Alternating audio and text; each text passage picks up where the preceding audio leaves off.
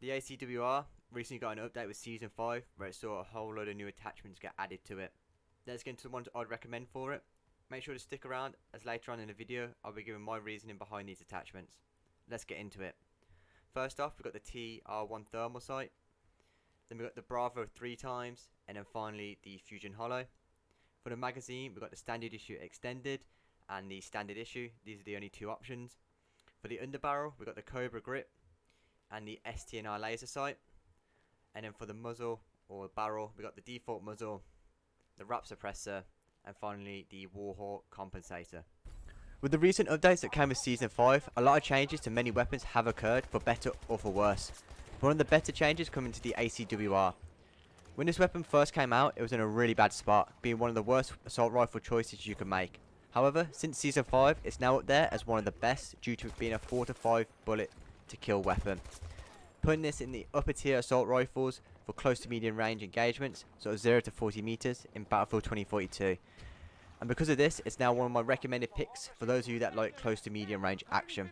Jumping into the ACWR stats, I'm not going to bore you with all the details and ins and outs stats for the ACWR, but this is some of the important ones that you should know. So the damage drop off for the ACWR from 0 to 29 meters is 28 damage per bullet, or 4 bullets to kill, one of the best out of all the other assault rifles. For 30 to 74 meters, it's 22 damage per bullet, or 5 bullets to kill.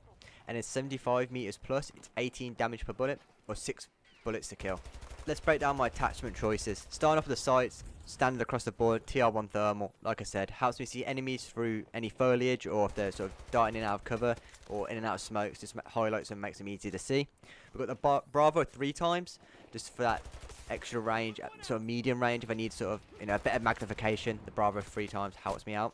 And then we've got the Fusion HOLO. If I don't want to use the TR1 thermal, I want something that's just got like a clear sort of standard sight, no thermal highlights or anything like that. The Fusion HOLO is there for when I want that sort of option. Magazines, there's only two options. You've got the standard issue extended and the standard issue. Obviously the extended, you have the sort of drawback of a slower reload, but you get those extra bullets compared to the standard issue. So that's why the standard issue extended is first, and then the standard issue is my second choice for if I run out of ammo in the extended, I can just switch to the standard issue and I've got some more bullets.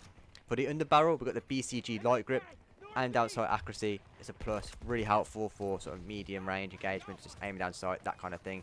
And then we've got the STNR laser sight, really helpful in close range or on the objective or in corridors, stuff like that. You don't want to really be aiming down sight, since hip fire in this game is really good. So when you're in close quarter situations, I have the laser sight on just to be that bit more accurate when hip firing, since you get quite a few perks with the STNR laser sight.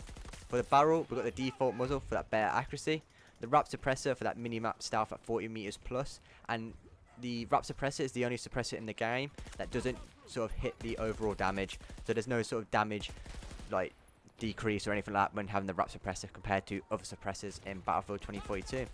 Then the Warhawk compensator is there for if I need it to help with recoil control.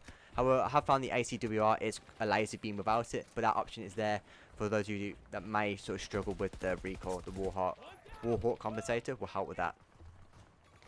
If you want to see more weapon breakdowns, there's a full playlist linked at the end of this video and in the description down below. If you want to see more content like this, make sure to leave a like. If you're new here, subscribe. We've got lots of weapon breakdowns for Battlefield 2042, tips and tricks, guides for specialists, guides for maps, everything in between. If you can think of it, it's probably on this channel. If not, leave a comment.